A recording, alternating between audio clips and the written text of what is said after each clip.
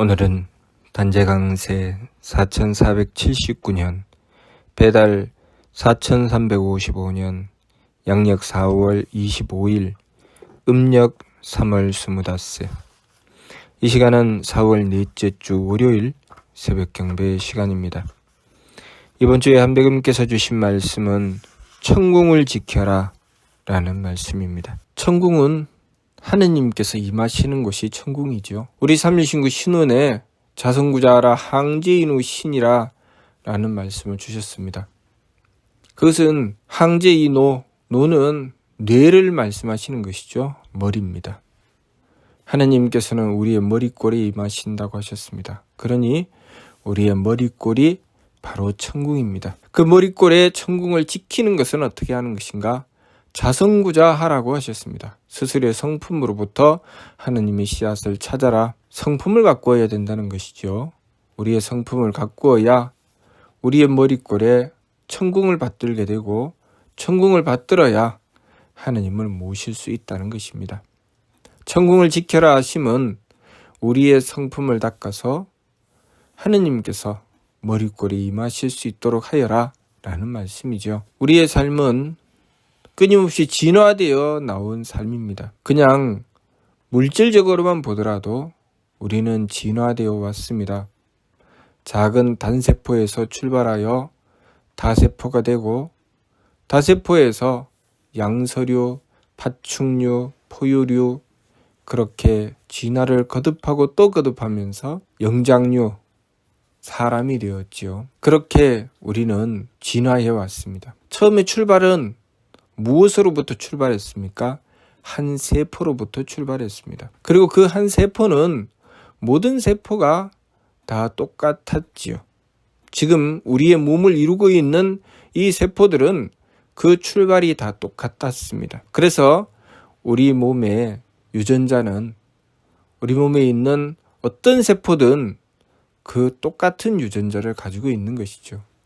심지어는 머리카락, 손톱, 발톱에 이르기까지 똑같은 유전자를 가지고 있습니다. 그러니 다시 말하면 우리의 근본은 똑같았다는 것입니다. 그런데 진화를 거듭해 나가면서 각각이 자신의 맡은 바 역할을 행하게 되고 그 역할로서 자신의 일을 행해 나갈 때 우리는 단세포가 다세포가 되고 다세포가 양서류, 파충류, 포유류, 영장류 이렇게 성장해 나갈 수 있는 길을 열어낸 것이죠. 진화라는 것은 무엇입니까?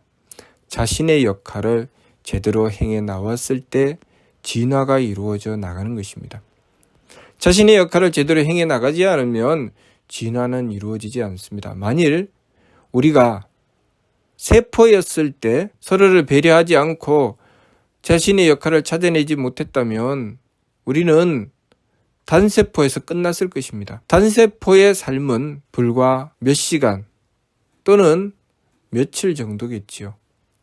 그렇게 길지 않습니다. 그것이 모이고 서로 협력하고 배려하기 때문에 그 시간이 점점 늘어나게 된 것이고 전체가 하나가 되어 살아갈 수 있게 된 것이죠. 이제 우리는 하나의 유기체로서의 삶을 살아가고 있습니다.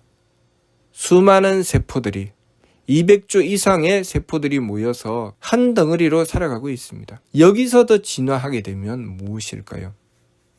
우리는 이것으로 가정을 이루었습니다. 가정이라는 유기체를 만들었죠. 그리고 사회를 이루었습니다. 국가라는 유기체가 만들어졌고 또 세계라는 유기체가 만들어졌습니다. 그것은 각자가 자신의 맡은 바 역할을 제대로 해내고 서로를 배려하고 자신의 역할로서 상대를 살리는 길을 열어냈기 때문입니다. 물론 그것은 하느님께서 베풀어 주신 진리를 따라서 행했을 때 그것이 이루어져 나가는 것이죠. 우리 몸의 구조를 보면 우리 몸의 각 세포들이 각각의 맡은 바 역할이 다 다릅니다. 손가락의 역할을 맡은 세포가 있고 또 머리카락의 역할을 맡은 세포가 있고 눈의 역할을 맡은 세포들이 있습니다.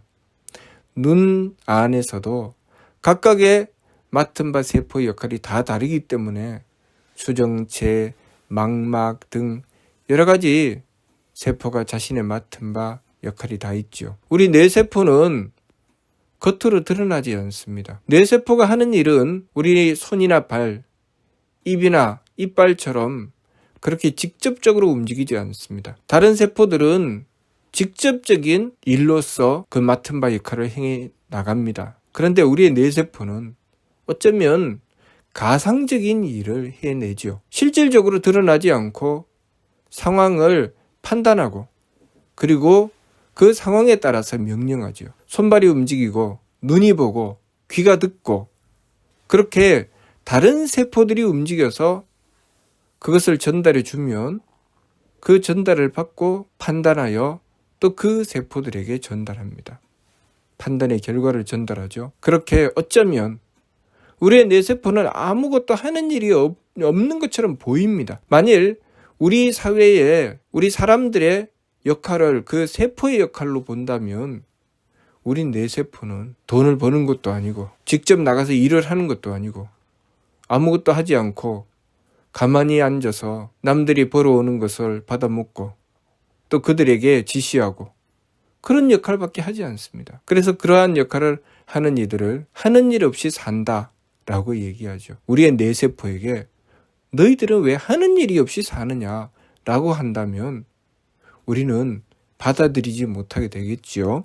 왜냐하면 우리의 뇌가 무슨 역할을 하는지 우리는 너무나도 잘 알고 있습니다. 우리의 뇌가 다른 장기처럼 그러한 활동을 하지 않지만 뇌세포가 병들거나 뇌세포가 멈추게 되면 다른 모든 우리 몸의 부분들은 더 이상 일을 진행해 나가지 못하고 심지어는 죽음에 이릅니다.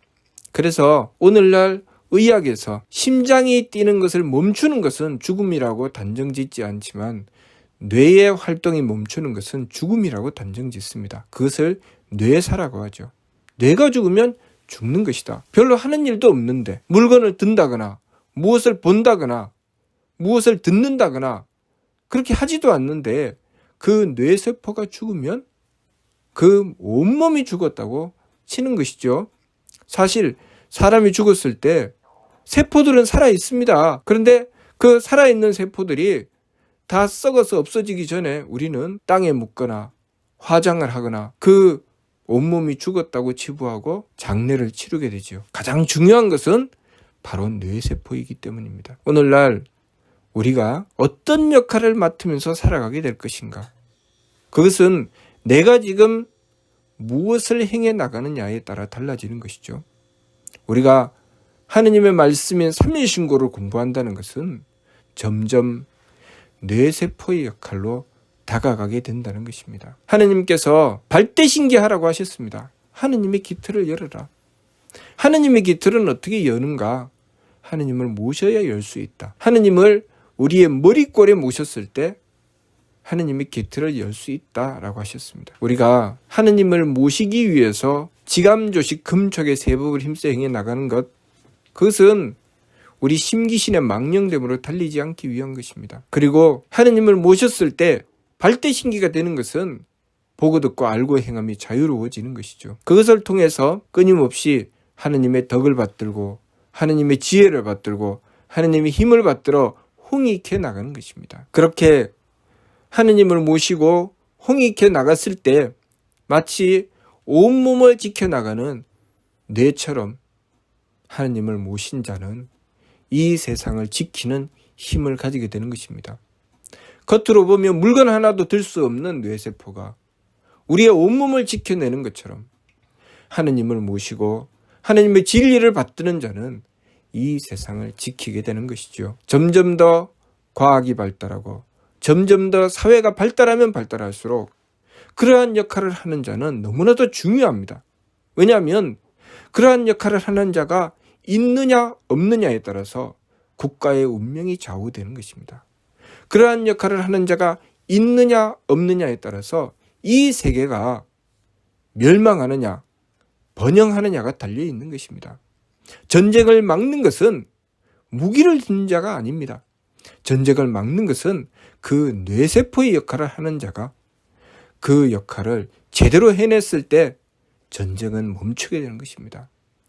이 세상에 문화와 문명이 융성하고 발전하게 되는 것은 도구를 가지고 그리고 그 도구로서 물건을 다루는 이들이 행하는 것이 아니라 그 뇌세포의 역할을 하는 이들이 하느님의 뜻을 받들고 그 역할을 제대로 해냈을 때 이 세상에는 발달된 문화와 문명이 존재하게 되는 것입니다. 하느님의 뜻을 받들고 하느님의 덕과 지혜와 힘을 받들어서 펼쳐냈을 때 그 빛과 그 영향이 이 세상에 펼쳐져 나가게 되면 그 빛을 받는 이들마다 자신의 각각의 역할을 받아서 그 역할을 제대로 해내게 되니 세상은 발달하게 되는 것입니다.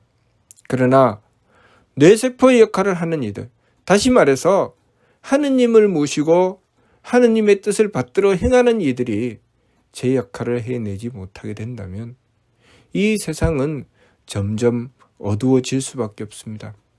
우리가 치매에 걸리는 것이 무서운 것은 그것이 바로 뇌세포가 병드는 것이기 때문입니다.